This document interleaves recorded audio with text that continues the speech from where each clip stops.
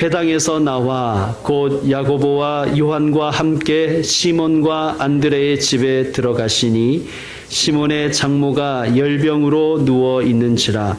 사람들이 곧 그 여자에 대하여 예수께 여짜온대 나아가사 그 손을 잡아 일으키시니 열병이 떠나고 여자가 그들에게 수종드니라. 아멘. 예수님께서 회당 사역을 마치시고 나와서 시몬과 안드레의 집으로 가셨습니다. 이 집이 시몬의 본가인지 아니면 처가인지는 불분명합니다. 확실한 것은 시몬은 장모님과 함께 살고 있었다는 것과 시몬의 장모님이 열병으로 누워 있다는 것입니다. 예수님, 제 장모님이 열병을 앓고 계시니 오셔서 기도 한번 해주세요 라고 시몬이 부탁해서 예수님이 이 집에 오신 것일까요? 그런 것 같지는 않습니다. 왜냐하면 우리가 읽은 개역 개정 성경에는 없지만 헬라어 성경을 보면 접속사가 있습니다. 대라는 접속사입니다. 대. 그래서 그 대가 우리말 뜻하고 비슷합니다. 그런데라는 접속사입니다. 그러나 혹은 그래서. 세번역 성경이 헬라어 원문의 느낌을 좀 더 잘 살렸습니다. 세번역은 이렇게 번역했어요. 시몬과 안드레의 집으로 갔다. 마침 시몬의 장모가 열병으로 누워 있었는데 이렇게 번역합니다. 자, 정리하면 예수님이 시몬의 집을 방문하셨는데 마침 시몬의 장모가 열병으로 누워 있었다는 얘기입니다. 그리고 사람들이 예수님께 그녀의 사정을 말씀드렸습니다. 여쭈었습니다. 그리고 예수님은 그녀를 치료해 주셨습니다. 요즘에 교인들은 신방을 잘 받지 않죠. 세상도 교회도 프라이버시를 중요시하는 경향이 있기 때문입니다. 여기에다가 코로나19까지 겹쳐서 아주 결정적으로 이제 신방은 어려워졌습니다. 신방 받지 않은 가정을 제가 비난하려고 하는 것은 아닙니다. 오해하지는 마십시오. 신방은 목회자가 교우의 가정에 방문하여 그 가정의 형편을 살피고 기도 제목을 나누고 함께 예배드리며 주님 주신 말씀으로 위로하고 권면하는 것을 신방이라고 합니다. 그런데 신방을 가보면요, 전혀 몰랐던, 전혀 예상치 못했던 그 가정의 사정과 형편과 기도 제목을 알게 되는 경우가 종종 있습니다. 그렇게 되면 그 가정을 향한 기도가 좀 더 구체적이 되고 좀 더 간절해집니다. 교회에서는 그저 이렇게 그냥 피상적으로 사귈 때가 많아요. 잘 지내시죠? 네, 잘 지냅니다. 평안하십시오? 목사님도요. 그냥 이렇게 인사하면서 인사만 하다 보니까 정말 그냥 다 괜찮은 것 같아요. 근데 가정에 가보면 저마다 눈물이 있더라고요. 신방은 교인들의 신앙생활, 영적 전쟁에서 매우 중요한 역할을 합니다. 지난주에 6.25 70주년이었는데 전쟁이라는 것은 육군이 들어가서 육군의 군홧발이 밟혀야 그 땅을 점령할 수가 있는 거예요. 아무리 공군력과 해군력이 강해서 엄청난 폭격을 해부어도 보병이 들어가지 않으면, 깃발을 꽂지 않으면 승리할 수 없습니다. 저는 신방하면 그런 효과가 있는 것 같은 그런 생각이 듭니다. 물론 신방하지 않아도 목회자는 교인들을 위해서 기도합니다. 새벽 기도 때 하든 수시로 하든 이것은 공중폭격 혹은 함포 사격과 같다고 봅니다. 그러나 직접 그 가정으로 혹은 그 직업, 그 생업의 터전으로 가서 함께 이야기 나누고 기도하고 예배드리면 영적 전쟁에서 승리할 수 있는 힘을 하나님께서 주실 줄로 믿습니다. 여러분, 문제가 생긴 아이나 학생은 부모나 선생님의 눈을 피하잖아요. 얼굴을 피하잖아요. 저는 교인들도 마찬가지인 것 같아요. 영적으로 문제가 생기고 신앙생활에 병이 들면 교회를 멀리하고 목회자의 얼굴을 피합니다. 저는 코로나19가 조속히 종식되기를 바랍니다. 여러분도 같은 마음일 것입니다. 그래서 신방을 자유롭게 했으면 좋겠습니다. 코로나19가 물러가면 신방 요청을 많이 해주시길 바랍니다. 여러분의 상황과 형편을 조금이라도 더 알고 그래서 영적으로 좀 더 가까워지고 더 구체적으로 더 깊이 있게 기도하면 좋겠습니다. 자, 예수님이 신방을 하신 거예요. 예수님이 시몬과 안드레의 집에 신방하신 거예요. 그리고 신방하셔서 그 가정의 사정을 알게 되신 거예요. 자, 이렇게 되어 있습니다. 시몬의 장모가 열병으로 누워 있는지라. 이 헬라어 성경을 보면요, 이 열병이 명사로 되어 있지 않아요. 그러니까 무슨 뜻이냐면 병명으로 열병이 그러니까 열병이라고 그 병명이 적혀 있는 것은 아니라는 말씀이에요. 그러니까 우리가 생각하는 그 어떤 폐렴, 독감, 코로나19 같은 어떤 특정한 질환이 아니라 정확하게 번역하면 열이 나서 누워 있었다라는 뜻입니다. 열이 나서 누워 있었다. 그리고 누워 있다는 것도 문법적으로 보면 미완료 진행형 동사입니다. 이게 무슨 말이냐 하면 눕는 것이 계속 반복되고 있었다는 거예요. 그러니까 열이 나면 누웠다가 열이 내리면 또 일어났다가 열이 나면 누웠다가 일어났다가를 반복하는 그런 상태에 있었다는 거예요. 그러니까 열병이라는 병명을 가진 어떤 특정한 전염병 같은 병에 걸린 것이 아니라 열이 나서 누워 있는데 또 괜찮아지면 또 일어나고 열이 나면 누워 있다가 다시 일어나 이래 만성적인 그런 질환의 상태에 이 장모가 있었다는 뜻입니다. 그래서 이렇게 번역할 수도 있습니다. 사실은 이렇게 번역할 수도 있어요. 시몬의 장모가 열받아서 누워 있었던지라. 이렇게 번역할 수도 있다는 거예요. 열받아서. 열이라는 것은 반드시 이렇게 체온을 이야기하는 것만은 아닙니다. 여러분, 우리말에도 머리 싸매고 눕는다는 표현이 있잖아요. 스트레스가 심하고 신경질이 나고 이게 화가 치밀어 오르면 몸이 진짜 아프잖아요. 그죠? 예. 우리 이걸 화병이라고 그러지 않습니까? 우리 한국인들에게 많은 병이에요. 화병. 한이 많아서 화병이 많아요. 한국 사람들 얼마나 화가 많습니까? 정말 오랜만에 간만에 외출했는데 마스크 안 쓰고 큰 소리로 이야기하는 사람들 때문에 열받아서 우리가 다시는 안 나오겠다 뭐 이런 후회도 하기도 했었습니다. 운전하다가 보면 화병이 도지죠. 내가 이래서 외출을 하지 말아야 되는데 이런 후회도 있고요. 우리 아이들 중에는 그 분노 조절 장애가 있는 아이들도 많습니다. 이 한국 사람들의 화병인 것 같아요. 자, 시몬이 장모님과 함께 살고 있었습니다. 그리고 시몬이 이제 집에 온 거예요. 그런데 손님들을 데리고 왔네요. 그런데 장모님이 열받아서 누워 있는 거예요. 이제 상황이 이렇습니다. 도대체 이 가정에 무슨 일이 있었던 것일까요? 여러분, 사위와 장모가 같이 사는 가정들이 있죠. 예. 그게 뭐 시몬의 처가였든지 그게 딸집이었든지 어땠든지 간에 사위와 장모가 같이 살 때가 있습니다. 자, 그러면 시몬의 장모가 열받았다면 자, 장모님이 열받는 것은 주로 누구 때문일까요? 대부분이 사위놈 때문이죠. 사위놈. 사위라는 녀석이 젊었을 때는 열혈당원한다고 나라의 독립을 쟁취한답시고 그렇게 딸을 고생시키더니 이제 겨우 정신 차리고 뱃일 좀 하는가 했더니 어느 날 집에 오더니 이러는 거예요. 그분이 왔어요. 그분을 만났습니다. 이러는 것입니다. 그러더니 가정 생계는 다 내팽개치고 어떤 청년을 따라다니고 있습니다. 시동생까지 사돈 총각까지 데리고 와가지고 같이 살더니 이제는 동네 친구인 요한 안드레 등과 몰려다닙니다. 무슨 논팽이들처럼. 하나님 나라가 어쩌고 저쩌고 그러면서. 그리고 눈치도 없이 그냥 손님들을 막 데리고 오는 거예요.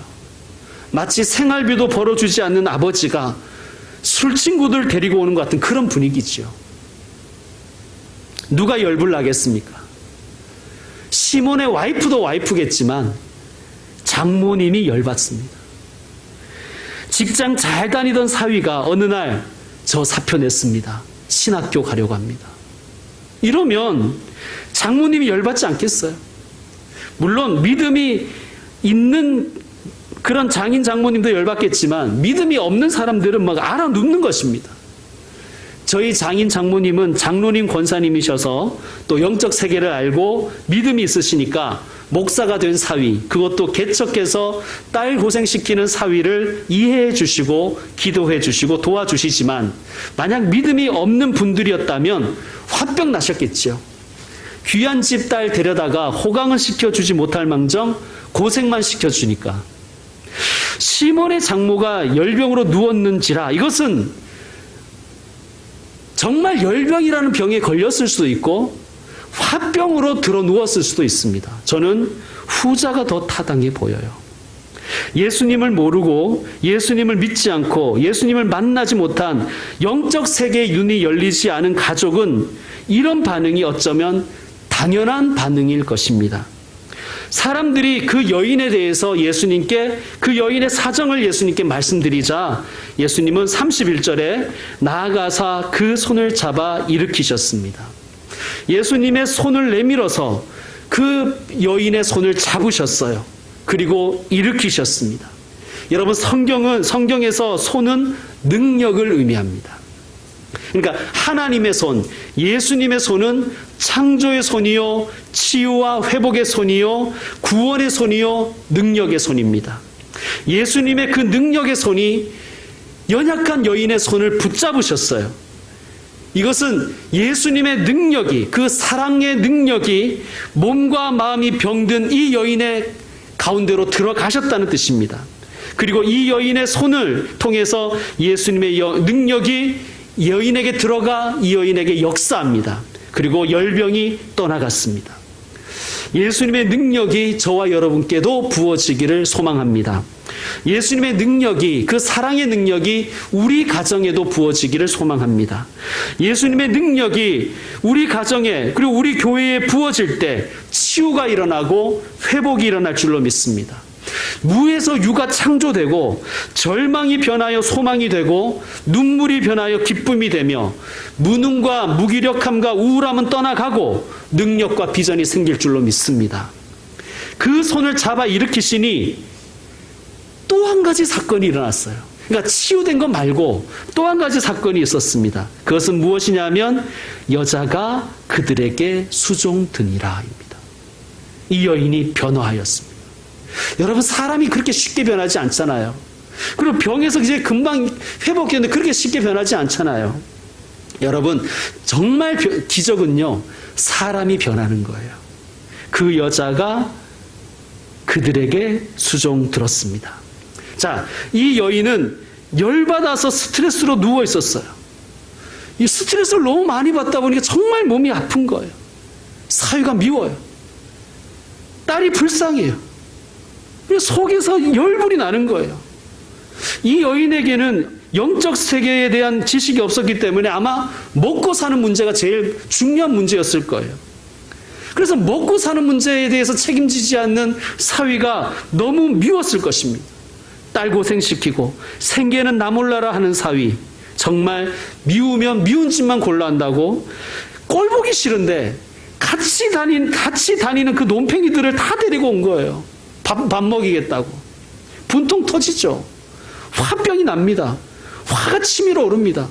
화가 치밀어 오르니까 정말 몸이 망가지는 거예요. 무기력해져요. 눈물만 나는 것입니다. 여러분, 가족 때문에 스트레스 받고 화가 치밀어 오르고 우울하고 무기력하고 눈물 나는 경험 있으신 분들 계십니까? 혹시 지금도 이런 상태에 계신 분 있으세요? 오늘 말씀 가운데 나사렛 예수의 이름으로 해방 받으시기를 축원합니다. 자, 이 여인은 오직 물질적 세계관으로 살았어요. 당연하지요. 예수님 만나기 전에는, 예수님 믿기 전에는 우리 다 그렇습니다. 우리 다 그렇습니다. 눈에 보이는 게 다라고 생각하는 거예요. 그런데 예수님을 만나 예수님의 손이 여인의 손을 붙잡자, 그리고 치유받자 여인의 속에 변화가 일어나는 거예요. 영적인 세계의 눈이 뜨였습니다. 가슴 속에 있는 그 원한과 스트레스와 원망의 불덩어리가 떠나가고 그 심령 속에 성령의 불이 타오르는 거예요. 그래서 이 여인은 변화될 수가 있었습니다. 이 예수라는 분이 정말 구원자이시구나. 나는 그동안 먹고 사는 것이 전부라고 생각했는데 물질 그 이상의 세계가 있구나. 영적인 세계가 있구나. 하나님의 나라가 정말 있구나. 나도 이분을 섬겨야 되겠다. 그리고 이 사람은, 이 여인은 그 예수님을 사랑하게 되었습니다. 예수님을 사랑하게 되니까 예수님을 따르는 사람들이 그전에는 그렇게 못나 보이고 논팽이처럼 보이는데 그 사람들이 너무나 귀해 보이는 거예요. 주의 일을 하는 사람들이 아름다워 보이는 거예요. 그래서 수종드는 사람이 되었습니다. 어쩌면 이 여인은 가정을 등한시하고 예수님을 따라다니는 이 사람들이 미워했을 수도 있어요. 사위가 미워서 때로는 욕도 퍼부을 수도 있었을 것입니다. 아니, 사위만이 아니라 그 사위가 따라다닌다는, 사위가 랍비라고 부르는 그 예수라는 작자도 저주했을지도 몰라요. 그런데 이제 그녀는 예수님과 예수님의 제자들에게 수종드는 사람이 되었습니다. 여기에서 수종들다에 해당하는 헬라어는 디아코니아입니다. 섬김이라는 뜻이에요. 섬김. 그러니까 예수님을 핍박하던 자가, 예수 따르는 자들을 욕하던 자가 변하여 예수님과 예수님의 제자들을 섬기는 사람이 되었다는 거예요. 놀라운 변화죠. 여러분, 예수님이 자신이 세상에 오신 목적을 이렇게 말씀하셨어요. 마가복음 10장 45절에 이렇게 말씀하셨습니다. 인자가 온 것은 섬김을 받으려 함이 아니라 도리어 섬기려 하고 자기 목숨을 많은 사람의 대속물로 주려 함이니라. 아멘. 여러분, 예수님은 섬김 받으러 오신 것이 아니라 섬기려고 오셨어요. 섬김의 끝은 뭐겠습니까? 자기 목숨을 주는 것입니다. 십자가 지기까지 예수님은 그 목숨 다하여 우리를 섬기신 것입니다. 자, 예수님의 능력이 임하고 예수님을 만나자 예수님을 물질적인 눈이 아니라 영적인 눈으로 바라보자 예수님을 본받고 싶어진 것입니다. 시몬의 장모는 몸만 치유받은 것이 아니라 그 마음과 영혼도 치유받은 거예요. 병든 사람이 예수님께 치유받으니, 몸과 마음과 영혼이 병든 사람이 예수님께 치유받으니 섬기는 사람이 되었습니다. 막 스트레스가 생기고 스트레스 받고 화가 나면 들어눕는 그런 사람이 변화되어서 섬기는 사람이 되었습니다. 완전히 뒤집어진 것이죠. 여러분, 좌절과 고통과 질병과 무기력으로 주저앉아 있던 사람이, 우울하게 누워있던 사람이 이제는 예수님과 교회를 섬기는 사람이 되었습니다. 여러분 중에 혹시 가족 중에 신앙을 이해하지 못하는 가족이 있어서 힘드신 분 있으십니까?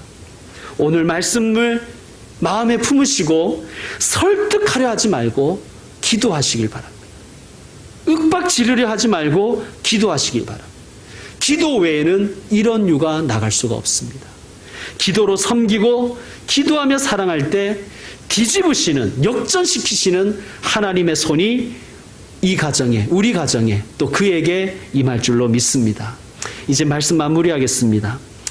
오늘 말씀의 초점은 시몬의 장모의 병이 열병이었냐 화병이었냐는 아닙니다. 제가 그렇게 초점을 잡은 것은, 그렇게 서두를 시작하고 말씀을 풀어간 것은 단어나 문맥을 가지고 개연성 있는 흥미로운 상상을 해본 것뿐입니다. 중요한 것은, 초점은 뭐냐 하면 일어날 가망이 없는 자가 예수님 만나자 치유받고 일어나 가능성의 사람으로 변했다는 진리입니다. 이게 복음이에요.